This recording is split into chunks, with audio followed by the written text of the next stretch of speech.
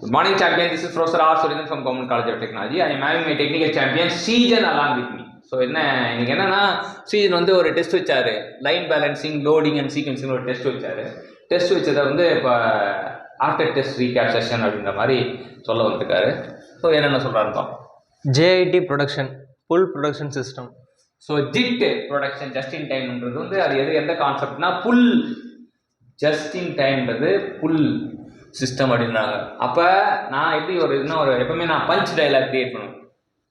ரஜினி பஞ்சு ஒரு படத்துக்கும் ஒரு பஞ்ச் டைலாக் இது பண்ண நான் கான்செப்ட் பார்க்க பஞ்ச் கிரியேட் பண்ணிட்டே இருப்பேன். ஏன்னா பஞ்ச் எனக்கு ரொம்ப பிடிக்கும். பஞ்ச் சொல்கிறது ஜஸ்ஸுக்கு புஷ்ஷு பிடிக்காது, ஜஸ்ஸுக்கு புஷ்ஷு பிடிக்காது அப்படின்னு. அப்போ புஷ் சிஸ்டம் கிடையாது.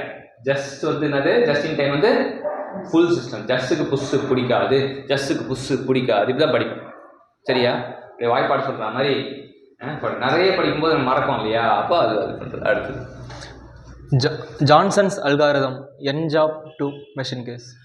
n job 2 machine caseக்கு ஜான்சன் அல்காரிதம் தான் சீக்வென்சிங் பண்ணும். அடுத்தது not related to due date or delivery time.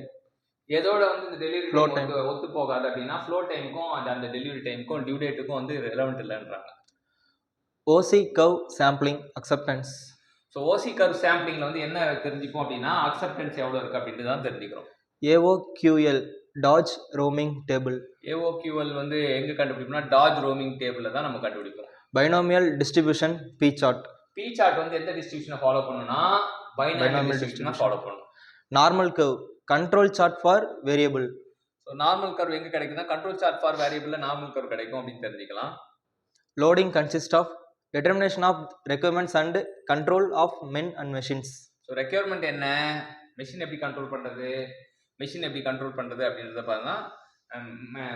இதுக்கு மெட்டீரியலில் மென்னை எங்கே அலோகேட் பண்ணணும், மெஷினை எங்கே அலோகேட் பண்ணணும், மென்னுக்கு என்ன வேலை கொடுக்கணும், மெஷினுக்கு என்ன வேலை கொடுக்கணும், என்ன ரெக்யர்மெண்ட்டுன்னு தெரிஞ்சுதான் லோடிங்னு வாங்க. Shop loading means the assignment of job to work or processing centres. Shop லோடிங்னா அதே விளக்கம் தான் சொல்கிறாங்க. Assignment of job to work or processing centres. Time taken for the job from its arrival to the system until its departure from flow time. Arrival to the system வந்து departure வரைக்கும் இருக்கிறது வந்து flow time அப்படின்றாங்க. The cycle time selected in balancing a line must be slightly greater than the highest time element given in the problem.